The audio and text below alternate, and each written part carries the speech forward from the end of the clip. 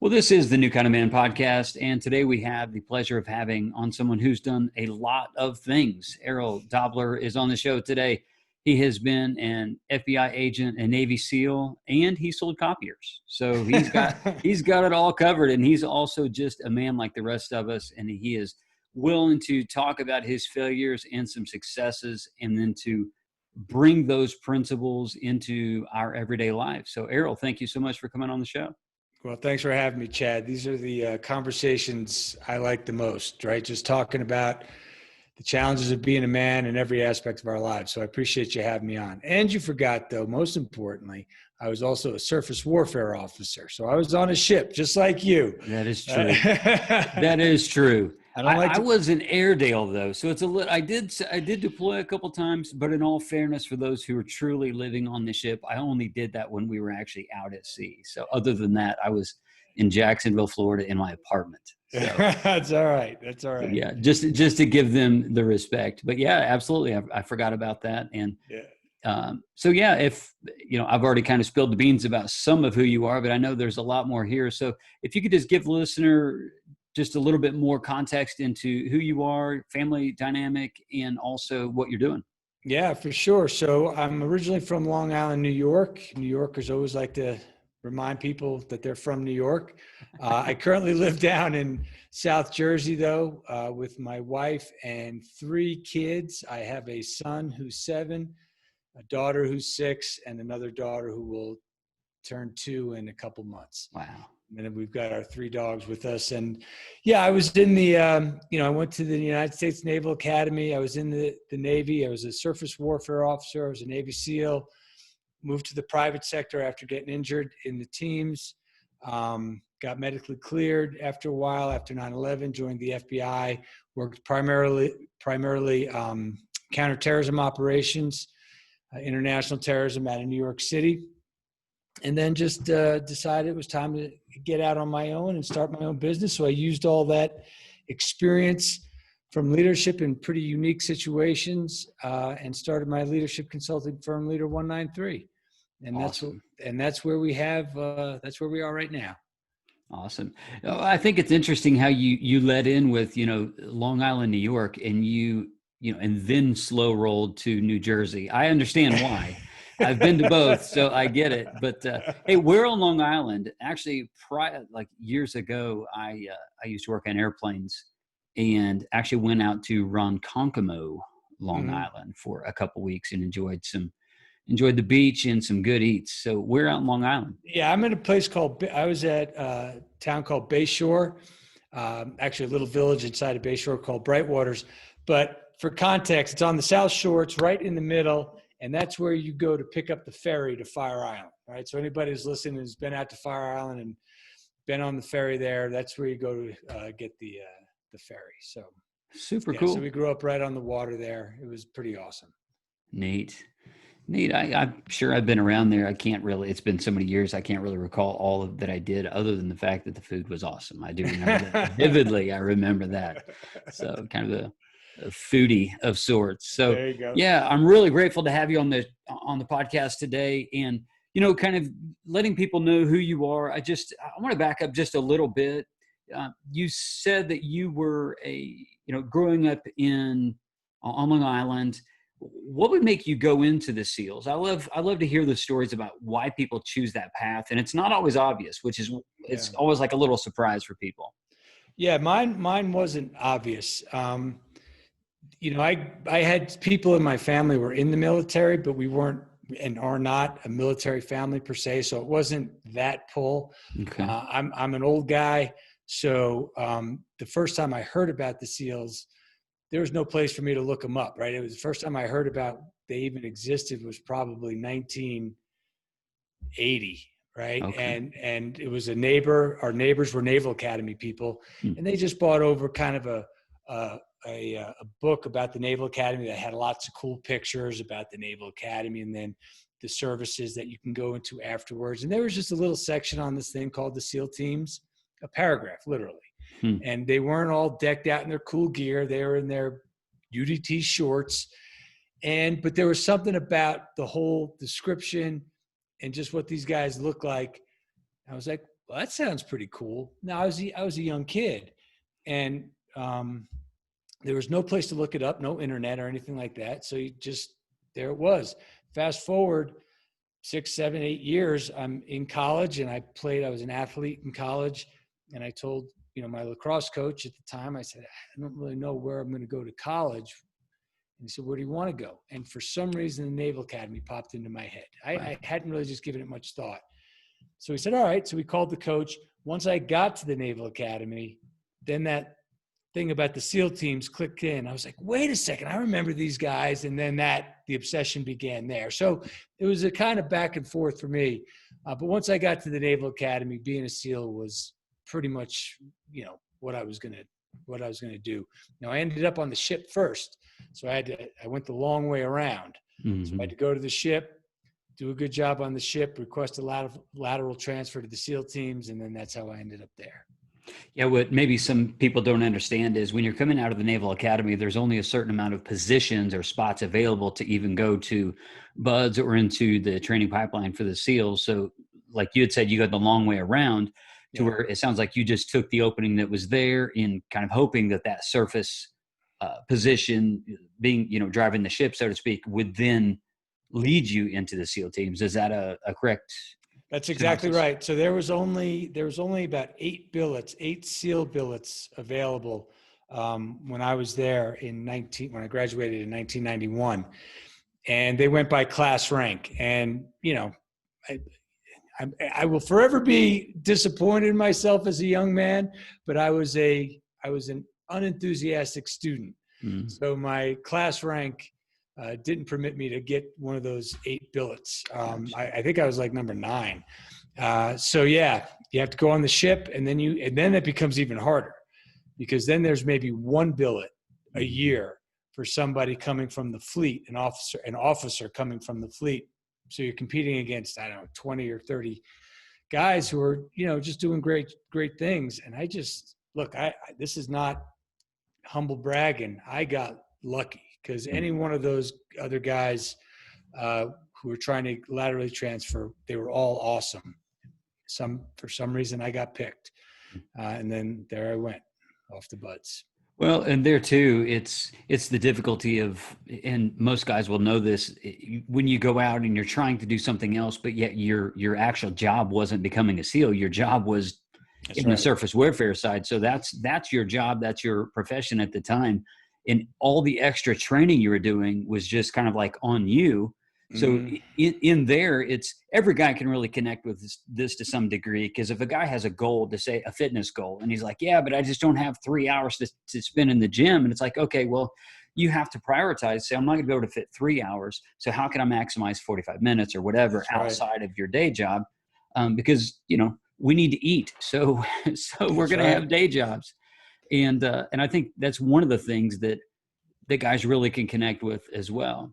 One of the things I loved in your book is you were very transparent about your failures, and even specifically in the SEAL teams, as just you kind of being a rebellious one, it sounded like, and just in the reading of your story. So could you unpack some of that, and then also use that as a way of pivoting into what you did after, and then ultimately we'll get to what you're doing now.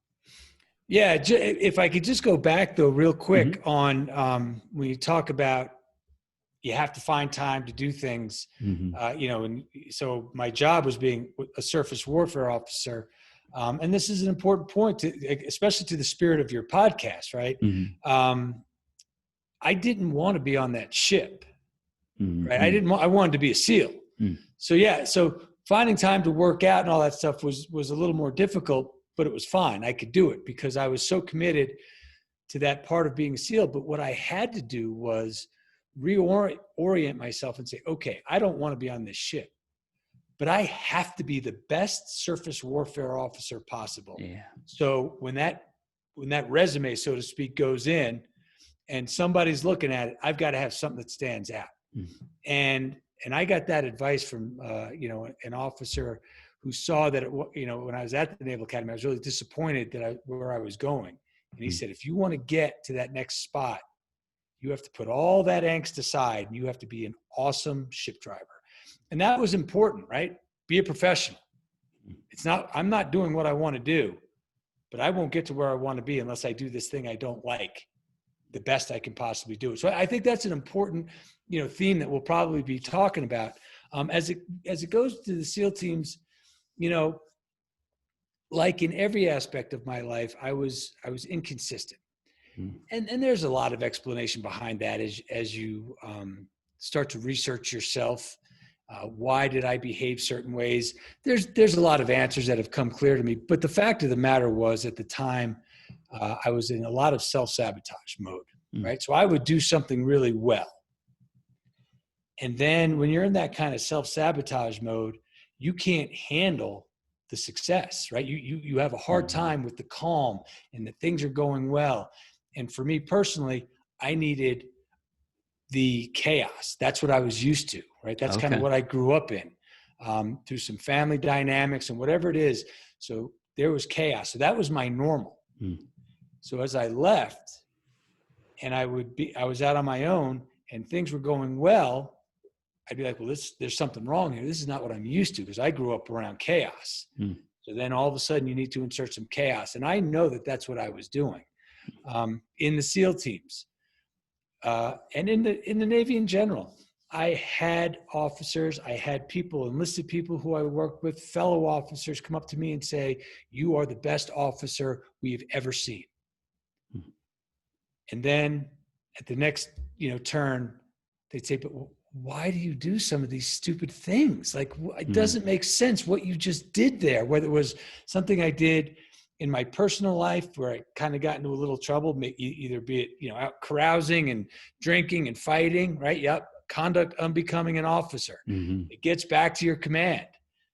And they just would look at me and be like, I don't understand this at all. In the teams, I got that a lot. We would be doing training and I'd be all geared up and focused for, let's say, land warfare training. And I had some of those old Vietnam guys who were watching the training come up to me and said, we've not seen an officer do that training better than you. Wow. Then the next week we do a different training with a different group. And the training cadre would come to me and go, we heard you might be one of the best officers we've seen. And yet we can't find anything good about what you're doing. Wow. Because, right. I would just get lazy mentally. I don't know what it was. And then that would refocus me. Oh, there's the chaos I'm looking for. Somebody's going to get me in trouble. They're reprimanding me. Now I'm more comfortable. Now I can lock it back in and be good.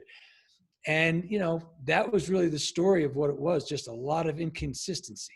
And because I went through that, the people I coach in my leadership business, whether it's, we usually go to personal stuff. We usually go to dad stuff,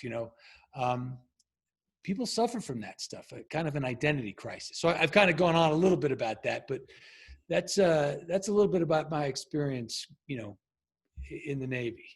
Well, I think it's a really, really great thing that you're even bringing up the issue of the chaos, because I think so many times that men specifically, they're so used to the chaos because of what you were kind of mentioning about your upbringing, because that becomes the programming. And unless there's a software hardware change, we're going to go back to what we know. We're going to go back to that chaos. That's right. If you have a cycle in your family of dependency, more is caught than taught. That's the most basic way of saying that. More is caught than taught. So you're going to just envelop the characteristics that you've seen in your family. And that's whatever chaos looks like for an individual, whether it's abuse, whether it's addiction, whether it's laziness, whether it's, it's the guy who comes home and has a six pack and basically he eats in the chair and mistreats his wife, like whatever that looks like, whether maybe it's just neglecting home by being a workaholic.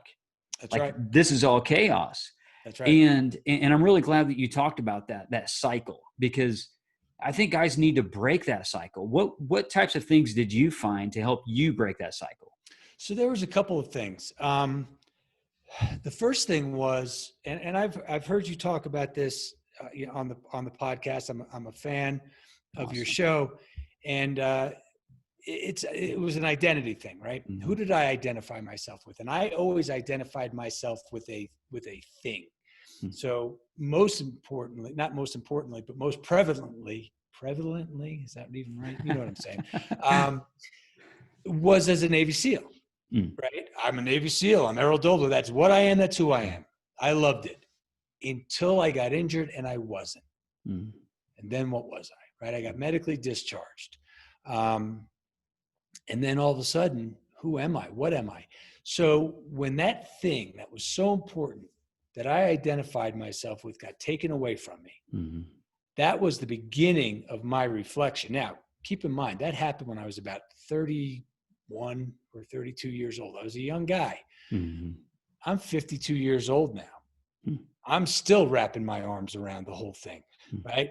And who am I? Because I'll tell people, look, you cannot identify yourself with something that could be taken away. Hmm. Now all right, well, what do I identify myself with? Well, okay, let's work on that. Hmm. But that was the start of it. Something getting ripped away from me that I loved. Okay. And then that's when I had to start kind of going back and saying, all right, what happened? Why am I so confused? Why am I so lost? So there's two places that I recommend people go. The first and foremost is forward. Hmm. Let me be aware of what I'm doing and how I'm behaving. That's the first step. You've got to be aware. You've got to have an honest, objective awareness of what you're doing based on how you're feeling. Okay. And only then can you say, all right, I see myself for what I am going forward, right? I see that I get angry. Hmm. I see that my emotion is anger when things aren't going in the house like I like them to be, right? Whatever, that's fine. And then I act angrily. I yell, I snap, I get sarcastic. And now that because I'm being aware, I realize I don't like that. So now I have to try to change the behavior. I'm allowed to be angry. I'm just not allowed to act that way. Okay. Tall order. But that is the process of rewiring the brain. That's how it starts. Now, it's also okay, in my opinion, to go back. Okay, right? Say, oh, some things happen in your childhood. Generally speaking, that's where it's going to come. And that's this chaos that we're specifically talking about will come from some form of addiction that you've been exposed to as a child. That's just the way it is. And so I was able to go back and reflect, ask some questions and go, okay, I understand. There was some addiction in my family that I was exposed to. These were the behaviors that surrounded it. And now, you read a couple books and you say, I got it. That's why I did the things I did. Very helpful. But I would warn people, I would caution people, start with the, how do I feel? How am I acting based on that feeling? Now, how do I want to act first? Okay, because that's what you're ultimately going to have to do anyway. You're going to have to move forward. And if you're relying on understanding what happened in the past for your change, your personal change, you may not find out what it was. Hmm. You may never find out. So now where are you? Okay, so those are kind of the two avenues that I think are important. Yeah, I think they're important too, and I think that the order is really key to that, because you have to come to terms with what's going on inside of you. Yeah, one of the things that I say is I think part of integrity is being honest on the outside about what's going on the inside. Mm-hmm. And that's a really difficult thing for men at times. It's to really process emotions. So instead, what we tend to do, if we just skip to step 2, we just find somebody to be mad at, right? Because if we just if we just go back in our past, and then all of a sudden you're just mad, you're just ticked off at your dad for whatever he did, or mom, for neglect, or whatever she did too, or whoever the caregiver was, without addressing the trauma that you have actually endured and that you're living out of. But if we begin with ourselves, like you're saying, if you begin with yourself and name those emotions, you're also going to see your actions have been flowing out of those emotions. That's right. And That's right.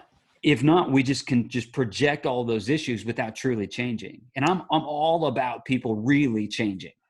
Yeah, and that's the only way it starts. And here's what you bring up, right? You said it a couple of times, so let's focus on it, right? You go to what you know. In moments of chaos, you go to what you know. That's it. Okay, so my question is, what do you know? Do you know finger pointing? Do you know blame? Do you know retreat? Do you know calm? Right? Do you know thinking? Do you know leadership? Right? Whatever it is, you'll go to what you know. So when we talk about our behaviors and our emotions, and not even worrying so much out of the gate what happened in the past, because like we said, we may not get there, we may not figure it out. Mm-hmm. But if we are honest with ourselves and say, I get angry. Now that I'm aware of what it is, I get angry. So anger is an emotion that is absorbing me. And no matter what's happening, I'm going to find something in my environment to justify that emotion, because it is now how your brain has been wired. Mm-hmm. Okay. We've got this misconception. Look, obviously we're born with a set of wiring, but that's not it. And that's science. We get to change that wiring. Mm-hmm. Okay. So if all we know and all we see is anger and chaos growing up, sure, that's going to be what it is. That's going to be what we know. That's what we'll go to, right? Because it's our subconscious addressing it. But when we start saying, wow, I've really reflecting on how I'm feeling all day and then how I'm acting, that's anger. Shoot, and I'm acting on it. And I'm finding anything in my environment to act angrily because that's my comfort zone, even though I know it's not good for me. Right? Well, why would people do that? Why do people smoke? Everybody knows smoking is going to kill you. If Right. you smoke, you're going to die from it. Yet people do it. Okay. Right.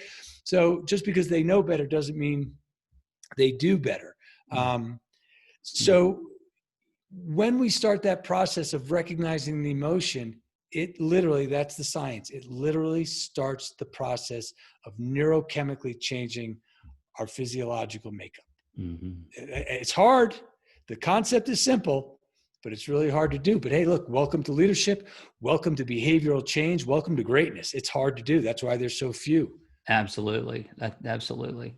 You know, one of the things that this brings to mind too is the idea, I don't think you use the word, but what you're talking about is neuroplasticity of That's just it. the ability to change, that you literally, through what you say is hard work, and it is hard work. I've gone through some of my own change, and when you're explaining your story, mine wasn't necessarily addiction in my past. It was fear that was basically implanted in me, and I lived out of that fear, and that fear rendered itself in a bunch of different ways.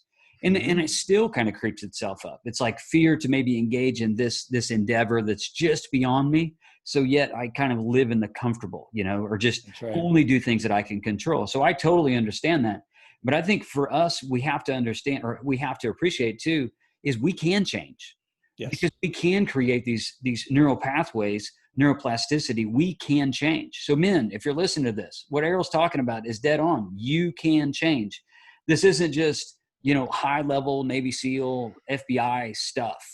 This is everyday human being things. This is just part of what God has made us to do, to be able to change. So we're not stuck in a rut, and our past doesn't have to define our future.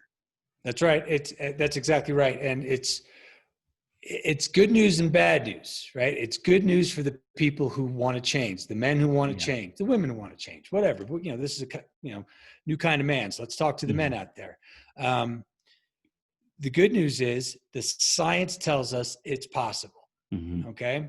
Right. That's good news. So, and it begins with an acknowledgement of the emotions. This is the science I'm talking about. This is not Errol Doebler's process, even though it's kind of my process. It begins with the second you start recognizing emotions, your brain starts to act differently. And then the second that you start recognizing the behaviors based on those actions, the brain starts to change again. Okay, this is, again, like you said, neuroplasticity. The second you say, now here is how I want to behave, now the brain is really paying attention. Going, well, okay, wait a second. You're recognizing things, but now you're making different decisions. And then you make a plan and act on it. Now the brain is fully engaged, rewiring itself neurochemically. The bad news is for the men out there who like to just use that as an excuse. Hey, look, I'm sorry about that. I'm sorry I act like a big asshole. It's just how I'm wired. Can't do anything about it, right? We've all heard it. We've all probably said it, just how I'm wired. The answer is yes, but you wired yourself that way. Not your fault. It's nobody's fault. We're not placing blame, but you wired yourself that way based on, whatever your life was growing up, whatever you were used to. So again, the good news, bad news. Yes, man, you can change. Let me also make another point. We have scars. Yeah. Scars never go away. Okay. Physical scars. You get cut in the face, you're going to have a scar. There's going to be a resemblance of that forever. Mm-hmm. Okay. The emotional scars are the same. Okay. It doesn't mean they can't get scarred over, but they're not going away. They're always going to be present somewhere in our life. So if we think that we've had some trauma or just some behavior based on our past, that we're going to do everything Errol just said, now fix ourselves, and that's it, it goes away. It doesn't go away. Mm-hmm. That scar might be picked at again, and then it opens up, and then it hurts a little more, and then you got to redo it. Mm-hmm. So this is your life. Okay, does that make sense? Absolutely. One of the great benefits of this too, I love the analogy of the scar. I mean, it's not just an analogy, I guess it's real life, because it's just true. One of the great things about that is a way for a man to connect with another man. Because if I just walk around like my life's perfect, I've never endured any struggles. If you're struggling with something and you look at my life, if I'm pretending that my life is perfect, then I'm unapproachable. You can't come to me. I've walled up, and then you, being wise, you're going to look at me and say, yeah, that guy's full of crap. He's just fooling himself. He's totally unaware. He's insecure. He's hiding.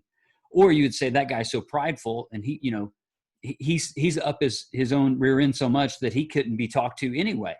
So what you're also, or rather what I'm adding to what you're saying is, when we have these scars, this allows us, when we go through and then we live our life. And I think that men become men in the accompaniment of other men. I think that's the initiation process of boys into being men. And I think for men need to be initiated into manhood. And one of the great ways that us older men, I'm 46, you're 51, is that what you said? 52. 52. I was trying to save you a year, but 52. It's like, for us, I think one of the things that we can do to add value to the younger guys is to acknowledge the fact that we've got scars, and then all of a sudden it validates, hey, wow, they've gone through some stuff that they're not hung up with. They're not just reading their own headlines. It's like we've got our own scars, our own struggles, and I think that would invite these other guys, like you do in your book, honestly, but invite these other guys to say, I can talk to him. He can be trusted because he's aware of his own mess. There's a lot there to unpack, and I agree with everything you said. When you come across somebody who's acting like nothing's wrong, something's wrong, right? Yeah, there's something wrong. Now there's a balance. What are we supposed to do? Go out there and just give everybody our dirty laundry? Give everybody? No, nobody's saying that. No, right? But if you look at the number of times that you can say to somebody, hey, I get how you're feeling here. I had the same thing. I struggle with this. I struggle with insecurity sometimes. I do. Right? I struggle with insecurity all the time.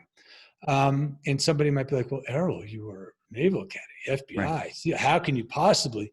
I don't know, but I do, right? But I'm aware of it. And I'm aware now of the actions that I take when I feel insecure, and they're ugly, right? It's overcompensation, bravado, right? So it takes me a lot to go, okay, settle back. What you were just about to get loud. Why? Because you're feeling a little insecure about something over here, whatever it is. Cool. I'm allowed to feel that. I am allowed to feel that. I'm just not allowed to act on it. And the more you say, I recognize it, I feel it, that's okay, I'm allowed, but I'm going to act on it differently, the feeling starts to diminish. That doesn't become part of who you are. That's the beauty of this process. You'll start to not be insecure as much. Okay, you'll start to not be angry quite as much if you acknowledge, make a decision, and say how we want to act. I kind of got off on something, but I did want, just the other day, when you talk about men initiating men, and our responsibility as dads, as older men, is to show that vulnerability. Okay, it's kind of an overused word these days, but it's still the right word, to show that vulnerability. So just the other day, we're out here in Colorado. We came out in a minivan just because we just came out, and it's snowing, and we're just getting stuck like 5 times a day, until we get the new tires and stuff like that. And I just got so angry, right? The last time I just slammed the door, and I've got everybody in the car, and I'm out there pushing, and my wife is getting in drive. We work it out, and I recovered quickly. I'm like, I shouldn't, to myself, I shouldn't have slammed the door. Mm-hmm. My wife later at night tells me, your son asked, why did dad slam the door? Mm-hmm. So she said, well, because he's upset with this. And he said, well, it really scares me when he does that.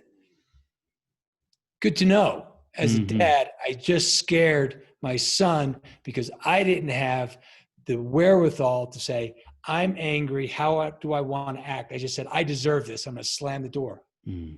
So I had to go back in to my son and say, Mom told me what happened. And I said, Dad sometimes struggles with that. He gets angry and then he acts without thinking. I'm working on it.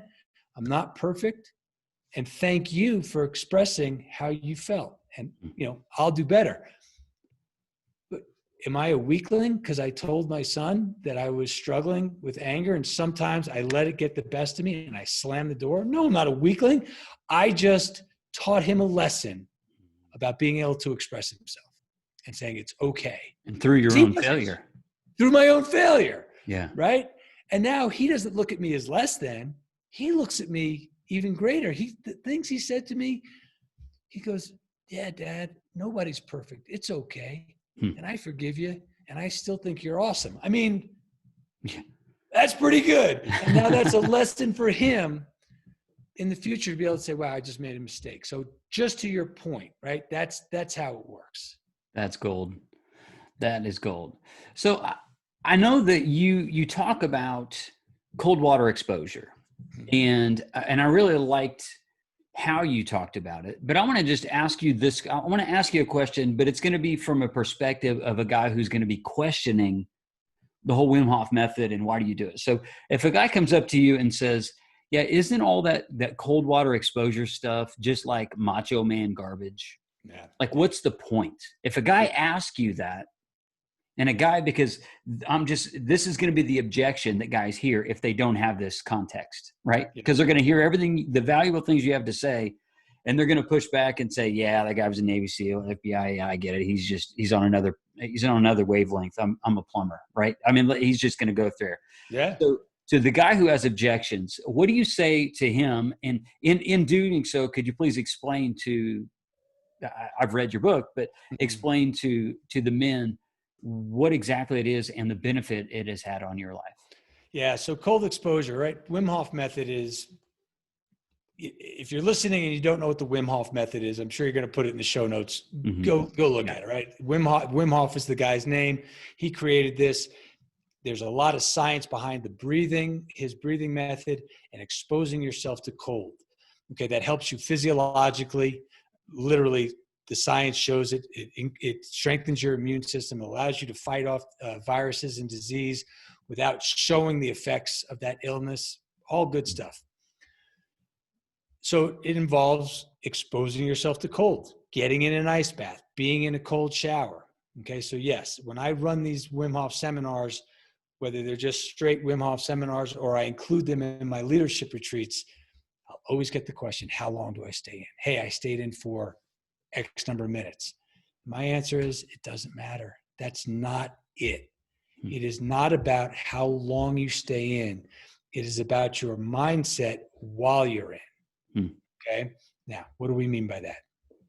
Let's go back to my leadership process that begins with the recognition of emotions. And then from that, the recognition of what you do based on those emotions. So I might say, from a leadership perspective, let's practice. How do you practice emotional awareness and recognition? It's a habit. How do you practice the awareness around what you do? Right? There's got to be a practice to it. Okay. Well, here's one thing I can promise you. If you are staring at a big bucket full of ice water, okay, you're going to have an emotion. Now, if your intention before you get in is to say, my intention before I get in is to recognize my emotion, because that is an important drill as a man, as a father, as a leader. There you go. You have just found now something that you can practice consciously without ill effects, consequence, right? You're just learning about yourself. You do that every day, 3 times a week, whatever it is. You are now starting a habit of recognizing your emotions. Okay. Now, what do I recognize else? What's next? Culture. Cultural awareness, culture, the things we do. So now I'm looking at the ice bath or the cold shower. I'm recognizing I'm hesitant. I'm a little afraid. I think this is stupid. Cool. What am I doing? I'm walking around in circles. I'm trying to find, let me just check my messages. Oh, I realized I haven't flossed in a while. Let me do some flossing. Procrastinating. Right. You are going to find, now you're aware of it. Like, wow, look at what I'm doing right now. I'm making excuses. I'm walking around. I'm procrastinating. You're going to find that that is a mirror to how you act under stressful situations in your life. Guaranteed. Okay. So again, then once we get into the ice bath, how are we feeling? What are we doing? How do we want to feel? And it becomes an exercise in awareness, in mindfulness, okay, intention. So how do you survive in an ice bath? Well, you can get in and go, and scream and shout and, make a big show of it. Is that really how we want to go through life? Because that's probably what you're doing. Okay. Or do I want to get in, find my breath, and get cold and focused, and then let the natural physiology of what happens, I can heat my body. I can remain calm in that ice bath. And then all of a sudden, what you're realizing is that's an induced stressor, the ice. I've learned how to catch my breath, focus my intention on one thing, be intentional, my breath, and now I can stay calm in that. There is no greater metaphor for life than that. And I could tell stories about how I've seen combat. I've handled it pretty well. I did have a bout one time in a coffee shop where I was reading a story about combat and I started to get sweats and all that stuff. I went immediately back to, this is an induced panic attack. This is all this is. I'm thinking about something that's making me upset. When else do I do that? Every time I get into an ice bath, that's what it is. What do I do in the ice bath? I find my breath. I focus on one thing. That's what I did in that situation in real life. That's what I do now when the craziness of my life with my 3 kids under 8 years old and my 3 dogs and working from home and everybody's home because of the pandemic and we're all afraid to look at somebody else. Right? When I start to feel that, I go right to, because that's what the ice bath does for us. It doesn't matter how long I stay in the ice bath. What matters is, what am I doing in that time? Am I focusing my attention? So that's a long explanation. Did I hit the mark at least a little bit? Yeah, you did. I think a couple of thoughts that came to mind is over the fall, I went through, and I ended up not completing it, but I went the full 75 days, but not completing it, quote unquote, 75 hard. And part of 75 hard is a cold shower, a daily cold shower. And I really wish I would have read this book beforehand, because what I did even in you explaining it just now, every time that I got in that cold shower, and by cold shower, I'm not saying that it was like half cold, half cold. hot. It was warm. I just cranked the knob to the cold. Yeah. It was just cold as I could get it. And then I would get in. But here's what I did. I did the same thing. I deliberated, kind of wasted time, procrastinated. I ended up doing it, and I did it all 75 days. That isn't the area that I failed on. But whenever I went into the shower, I just white knuckled it. Yeah. I didn't pay attention to what was going on. To me, I just treated it as if it was a mental toughness exercise. Yeah, it was just like, I'm just going to get in here and I'm going to take a shower. And if it's 3 minutes, if it's 2 minutes, if I can take the quickest shower possible, I'm going to do that today to check the box to say I took a cold shower. But I missed the opportunity of engaging with what's happening internal to me until honestly, even not in reading the book, when you just said that, I started to understand, wow, you know what? That is how I address many issues in life. I white knuckle it. I grit my teeth and I just push forward. I've always done that. Yeah. That's the way that I deal with that chaos to cycle this all the way back. Grit is important. Yep. When you need grit. Yes. We don't need grit as often as we think we need grit. We don't. And look at it this way. Forget about the outliers, right? The things where you truly need grit. And we could talk about those. But let's talk about the things where we're using grit when we don't need to. When if we just had that mindset of, this is okay. This is just happening. This is just a thing, right? The cold. The cold is just a sensation. It doesn't have an agenda. It's just something that happens to you. We're the ones who are assigning the emotion to it. It's as simple as that, right? If that is your mindset, right? So every day I do my cold exposure. Never gets easy, right? There's still always that, okay, right? But now I quickly go into, this is how I do things. I get in there fast. This is good for me in so many different ways. Now I'm in it. I'm finding my breath. I'm calm. And now, thank God I did this because I feel fantastic. And now that is my muscle memory for stressful things. So when I get into the car and I'm sitting in traffic, okay, I have a choice to make. The traffic is a thing. It is not designed to make us crazy. We've just allowed it to make us crazy. That's it. We assigned the emotion to it. But if we are working on every day, assigning the proper emotion to things that are naturally stressful, cold exposure, we'll apply that to every aspect in our life.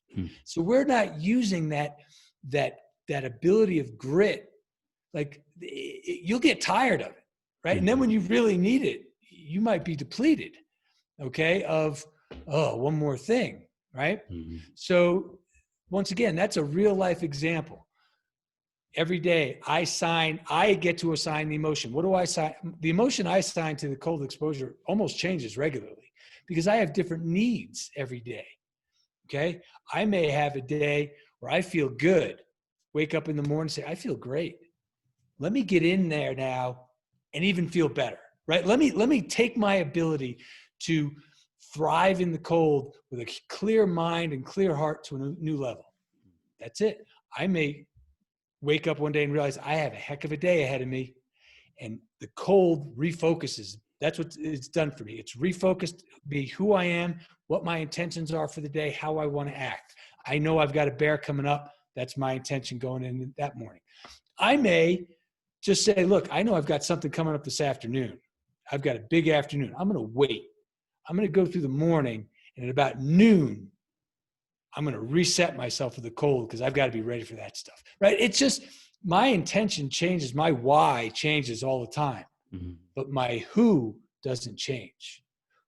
Who am I? I am somebody who wants to recognize how I'm feeling and then decide how I want to act based on that. How do I practice that? I do cold exposure. Awesome. Yeah, it's almost like, I know at the tail end of your book, you spend a lot of time talking about the resistance. But the resistance, as you will say, the resistance can be a lot of things. And I'm going to connect the dots. I don't remember it from the book necessarily, but I think this is pretty accurate. So we can, if you do the cold water exposure, whether it's a cold shower or if you want to go all in like you do with an ice bath, or some variation, because you also give another variation. You say if you can kind of pathway your way in. Maybe for them it's, if just doing this at an entry level, just back up for a second. You talk about an entry level, you start in a warm shower and then spend the last 30 seconds at a cold shower. So it's a shocking factor, but at least it's a way of gravitating toward. And you also say, just put your hand in basically a bucket of ice water for 30 seconds. And you're going to begin that sensation and that awareness. So what you're saying is when you are the exposure to cold is what you assign to the resistance. Is that correct? So the resistance, as I define, everybody's got a different definition of the resistance. Sure. I got the phrase itself from the book, The War of Art. By Pressfield, right? Yeah, Excellent Stephen book. Pressfield. Yeah, Stephen Pressfield. If you haven't read it, it's such a quick read. It's so good. And he talks about the resistance. I just couldn't think of anything better. So even in my book, when I say the word resistance, I footnote his book just out of courtesy, right? I'm allowed to call my resistance anything I want, but that's, so anyway, what am I saying? My part of the resistance is this. If you do the things that I recommend in the leadership process, the things that we've talked about here, right? Understanding your emotions, understanding what actions they drive, deciding then based on what you've observed, how you want to behave, then making a plan for that. Okay. That is common. There's not one person I guarantee listening isn't going, well, yeah, that makes a lot of sense. Okay. Then it begs the question, why won't you just do it? Okay. Yeah, Why true. won't you just do it consistently? Right. Okay. If it makes that much sense, well, the answer is because it's hard. Now, that's not enough though. If you understand the science behind what we just talked about, right? So when I put together my leadership process, it wasn't until later that I said, wow, that is the same process the brain uses to rewire itself. I was so jacked. And that's when the resistance started to come in. I'm like, okay, if people understand that when they're trying to make these changes based on following this process, and they understand they are literally rewiring their brain, when they fall off track, they can give themselves a little grace, a little understanding, because they can say the resistance for not doing these obvious things is just nature. You're literally changing your biochemistry. It is your old emotions talking to you. It is the chemicals, the emotional chemicals that go down into your body that now you feel physically the way you feel emotionally. That's a real thing. The mind-body connection is a real thing. When you understand that that's all physiological and you're trying to change that makeup, that's the resistance. That's the thing that says, yeah, I want to act this way, but I'm really going to try to act the old way. It's just nature. It's just hard to do. So that's what I say the resistance. If you recognize that you're going to have that resistance to not do the obvious good thing, but it comes from truly changing the biochemical makeup of your body, you can say, okay, I went off track there a little bit. This is a hard process. Just get back on track. It's okay. So that's where I am on the resistance. But you can put the same thing as a drill, as an intellectual leadership drill, to the cold exposure, right? Why won't you? If I tell you all the benefits of getting in the cold, which there are just a little bit we've talked about, just the idea of saying we get to assign the emotion to it, the physiological benefits, it could go on and on. Why won't I do that? Well, I don't know, because it's not something I've done before. It's not the hard thing that I'm used to doing. Right? So I'm literally changing my chemical makeup to say, I will do this thing that's hard, even though I don't want to, because I know ultimately it will make me better. It sounds very basic, but that is a form of resistance. Okay. Where you're fighting what you were and what you want to become. And now you're closing that gap. Well, I think most people are right there. I think they're stuck right at that gate where they know the right thing to do, or they know that they need to face that resistance, that adversity. I tell guys all the time, I'm like, you need to find adversity, but it needs to be intentional. So you need to find and face the adversity that's in your life, and you need to intentionally face it and then do whatever you have to do to overcome it, whether it's my work is centered on 4 different pillars. It's a relational pillar, intellectual pillar, physical pillar, and a spiritual pillar. And there's resistance in all of those. In the resistance, I mean, because we all are apathetic. At our core, we're all apathetic. Like we all go back to a hardwiring of laziness. Like we're all wounded in that way. It's just common. If I were to poll 100 guys and they were to be honest, they would say, yeah, I know that this is something I should do, whatever it is, fill in the blank. I just don't do it. It's because we all have this little apathetic thread that runs through us. So the only way to not become apathetic, in my opinion, is to face that resistance, to name it, face it, and walk through it. That's it. And that's where you got it. You have to name it. You have to name it. And how do you name it? So, and this is the beauty of these conversations, right? You've got your 4 pillars that you like, right? I've got my process that I like. Anybody who's listening gets to just pick. Absolutely. You know what? I hear what Errol said. I like what Chad said. That resonates with me. I'm going to go with that. Good. You win. You compared both of them. Oh, well, I used to like Chad, but now I like what Errol says. Cool. You win. We have both contributed to somebody's understanding of essentially why aren't we continuing to become better versions of ourselves? Yes, we will all take the path of least resistance. Yeah, I love the quote that says, "No one is as smart as all of us." Right? That's right. So I mean, there's a great value. My background, upbringing, education, experience it has a value.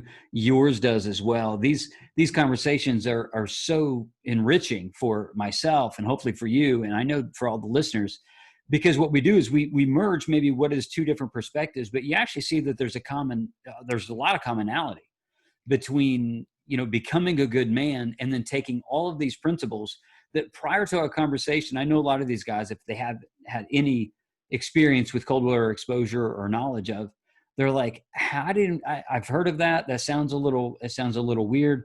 How, is this just some mental toughness exercise? Instead, you're like, no, this is valuable for your life. Yeah. It's absolutely, again, you go to what you know. Yeah. And in your life, if you know how to assign emotions to stressful things, that you get to do that. If you know that that's your choice, will that serve you better in your life? You're damn right it will. So that's something we should look into.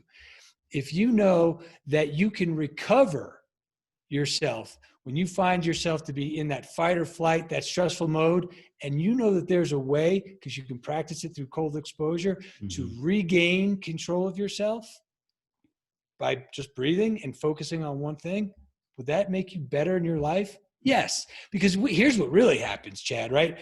Somebody makes a mistake, and then they just go down the rabbit hole of that mistake because they're either too embarrassed to acknowledge that mistake, or they don't know how to get themselves out of that, the mindset that put them in that mistake and then that behavior to begin with. So when we talk about cold exposure, that is an intellectual drill to help you with all that. Because here's the beauty of the cold, right? Well, Errol, what about meditation? I meditate. Cool. That's awesome. I meditate too, right? What about yoga and all that mindful stuff? Yes, yes, yes, and yes. All good. Here's the difference with the cold.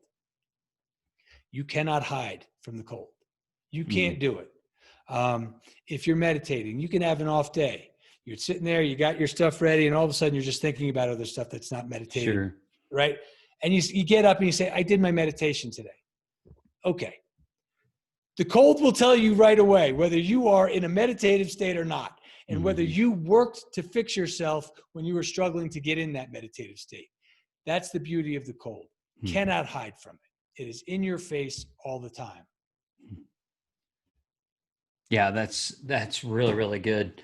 Yeah, and the idea of you can't avoid it, because that is the temptation, right? When it comes to anything difficult, is that avoidance or just kind of walking around it, instead of with the cold, you simply, if you're going to get in it, there's no way to possibly avoid that. There's no way to avoid the if you're going to get in. That's right.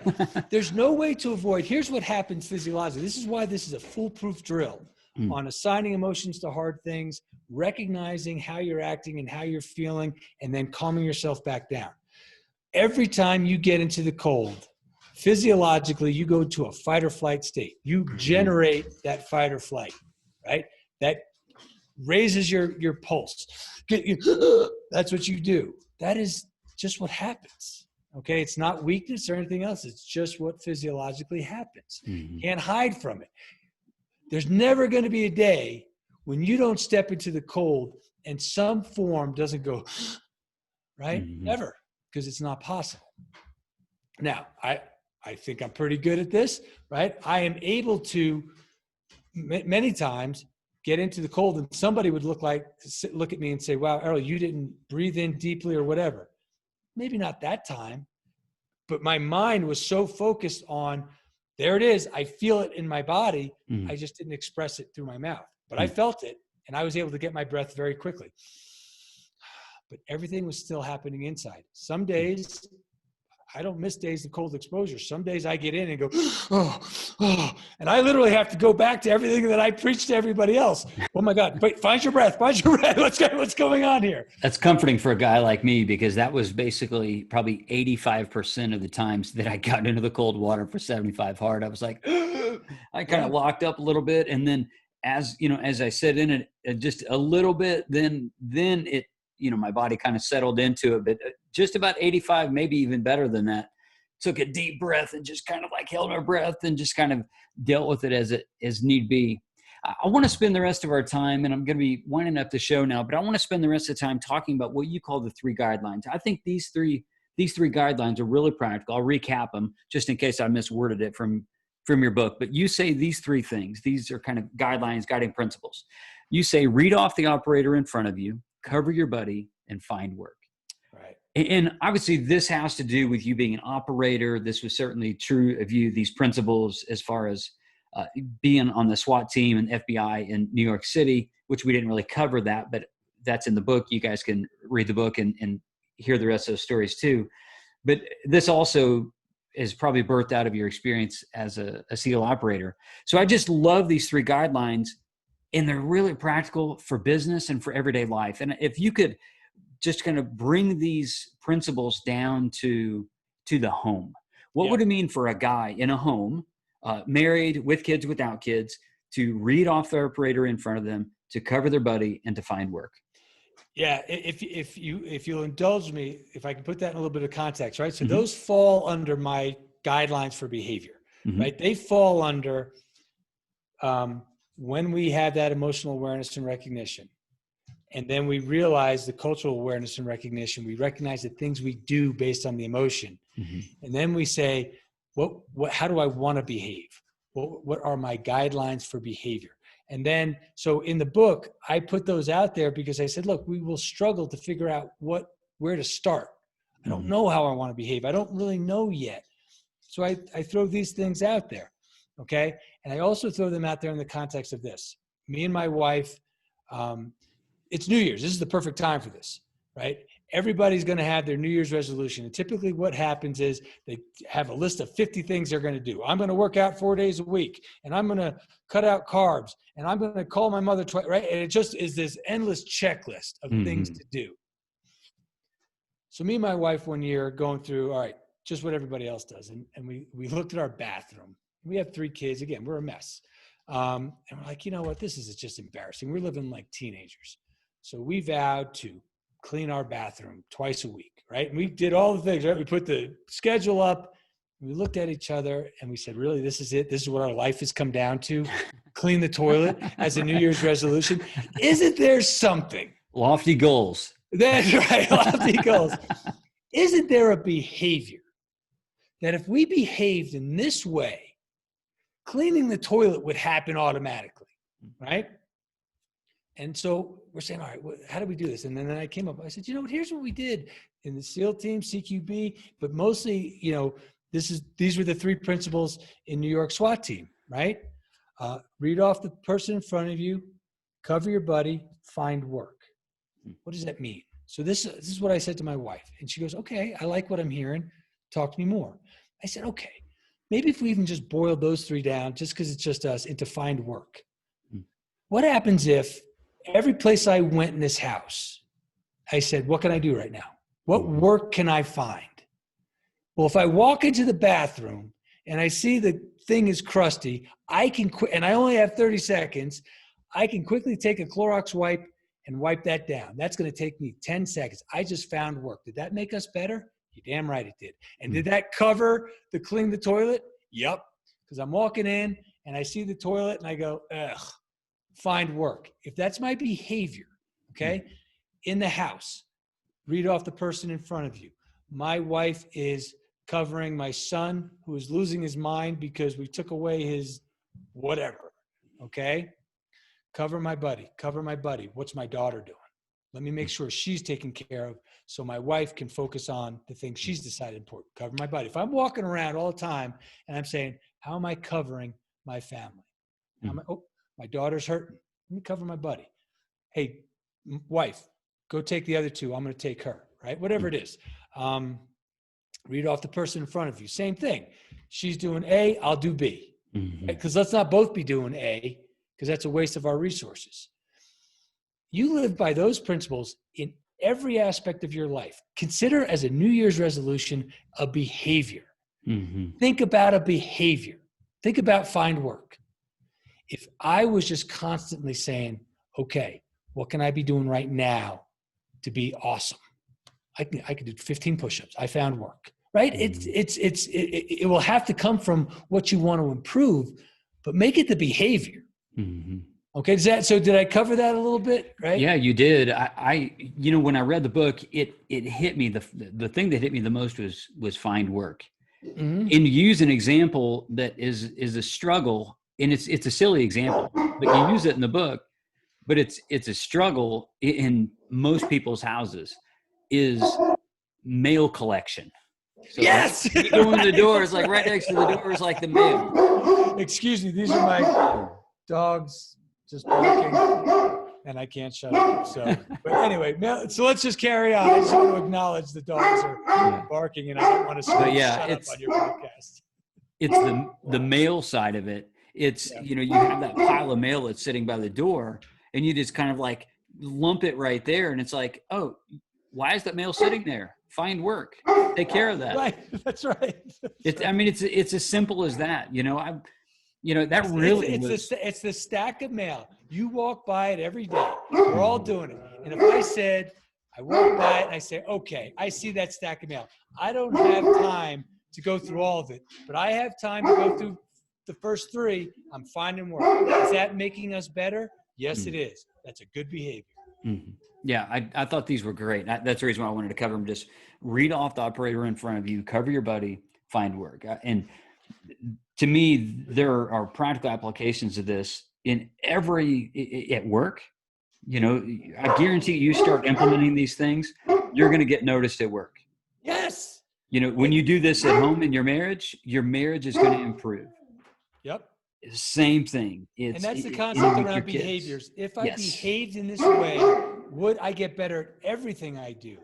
As opposed to, again, that typical New Year's resolution checklist. I'm going to work out 4 days a week. I'm going to follow this diet. I'm going to spend more time with my family. That's fine. But what happens if circumstances dictate that you can't get to the gym that day? Mm-hmm. Well, if you are trying to find work in the context of your physical betterment, fine. I couldn't get to the gym that day, but I'm going to do push-ups before bed.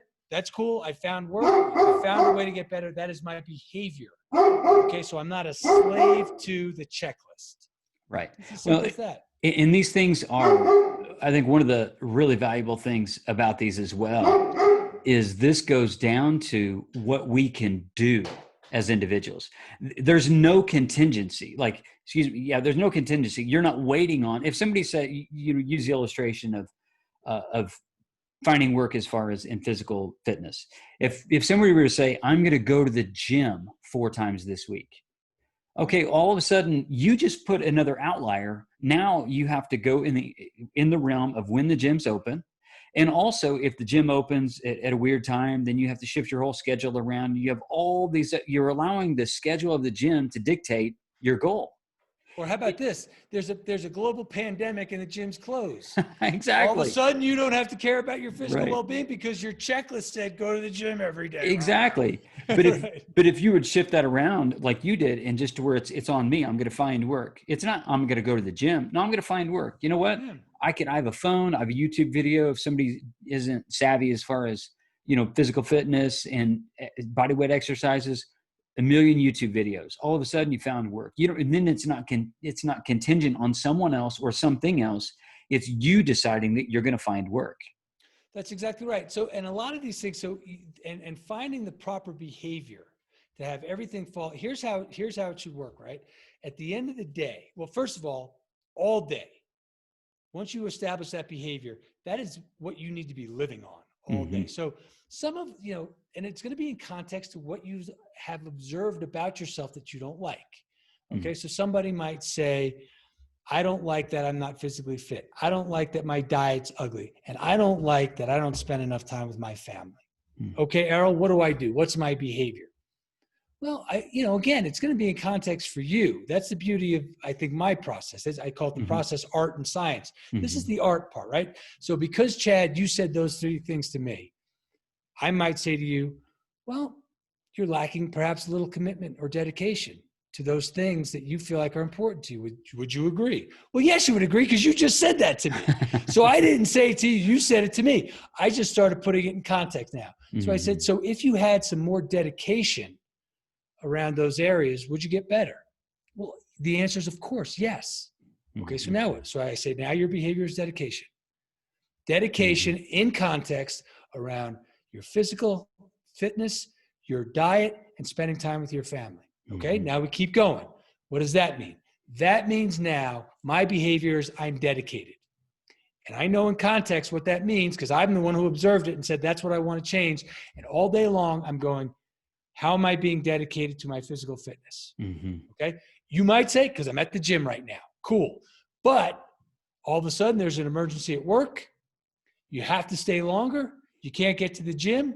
You go home and you say, how am I being dedicated to my physical fitness? I'm going to do 100 air squats.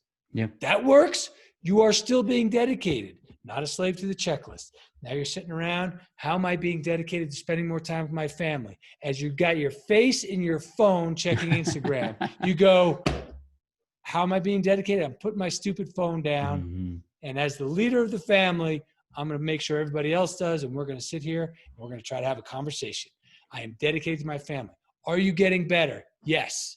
Same thing with your diet. There you are. You're out on the road. You're a traveling salesman and there's McDonald's and there's nothing else for 100 miles and you haven't eaten and you're dying.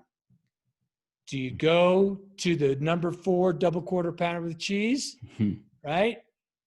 Or do you just say, what's the best option? Chicken sandwich. And you get the chicken sandwich, you throw away the fries, you take off the bread, and you chow down on the piece of chicken. Is it perfect? No. Are you being dedicated to your diet? Yeah, you've just done the best you could in those circumstances, right? You're not a slave to, I'm going to have a spinach salad with tuna fish on it, because what happens if you can't? You can still be dedicated to that thing. Behaviors. Yeah, I love it. And especially this time of year when people are talking about New Year's resolutions, I think we need to make sure that we put these resolutions or whatever it is that these commitments to ourselves or our relationships. I think we need to take all of the outliers away that we can. And then it's a core belief in us, a core behavior, what we're going to do. That way, the McDonald's thing, it's like, oh, McDonald's. Oh, I usually eat, a spinach wrap. Well, I can't eat a spinach wrap, so I'm just going to have a double quarter pounder, and I'm going to have a number 4 and a large fry and a large Coke. That's instead of no. It's core to me. No, my behavior is I'm a man who's trying to pursue a healthier lifestyle. Right. I'm dedicated to this. I'm showing more commitment to this. Yes. Whatever. Again, that's why it's all got to be in context. Because if I just said to you, Chad, okay, my name is Errol Doebler. I am the founder of Leader 193, the leadership consulting firm. And Chad, I say to you, you need to be dedicated. You might be like, you know what I say to you? You need to go to hell, right? Because what does that mean? There's no context to it, right? We talk about, there's just all sorts of great behaviors leaders exhibit, right? Great leaders prioritize. Great leaders delegate. Great leaders plan. Yeah, I get it. But you know what? You might do all those things, but there's something else that you're missing. So if I just say, no, Chad, as a leader, you need to delegate, you need to plan, and you need to prioritize. Well, no, I already do those things. What I'm really struggling with is this stuff over here, right? We can't know that until we put into context what your world looks like that you've identified through all the things we just talked about. Now we can start saying, all right, what's the behavior that means something to you, right? Yeah. That's going to resonate in your mind. And that's great. And that's very personal. And more than likely that is not going to be something that you just randomly read in a book. It's going to be something that you're passionate about, that you are willing to exercise some agency towards, or maybe even a wound that you've endured and that you're trying to gain healing from, or whatever the case may be. Well, Errol, this has been a fantastic conversation. I am greatly appreciative of your time and all of your experience and expertise, and the book was crazy good. Where can men find the book? And then also, how can they connect with you? Right. So the book is The Process, Art, and Science of Leadership, How Leaders Inspire Courage and Clarity in Combat, in the boardroom, and at the kitchen table. You can find me anywhere, Leader 193. That's my company, leader193.com is my website. You can buy the book there. You can buy the book on Amazon. Also, if you go to my website, you can learn about the Wim Hof method, how I employ it in leadership practices. And then, of course, the core offerings I have from a leadership standpoint, from executive coaching one-on-one, virtual, to group coaching, virtual group coaching, to corporate retreats. And then we're going to start opening up my leadership retreats to the public here soon, once the COVID craziness goes away. Mm-hmm. So everything about those things, leader193.com. On Instagram and Facebook are my kind of two major social media platforms. So it's just at leader193. And that's where you Awesome. can find me. Awesome. And I appreciate you got a chance to hear my dogs bark. Let their presence be known. So That's right. it's good. For better, for worse. Absolutely. Well, I look forward to us staying connected on social media and everything else. Likewise. And again, I really appreciate your time. Thank you for your service in both the Navy and then also in the FBI. You did good work, and we're better for it. Thanks, Chad, and likewise to you. Thank you for your service, and thanks for doing this podcast, and thanks for having me on. Appreciate it.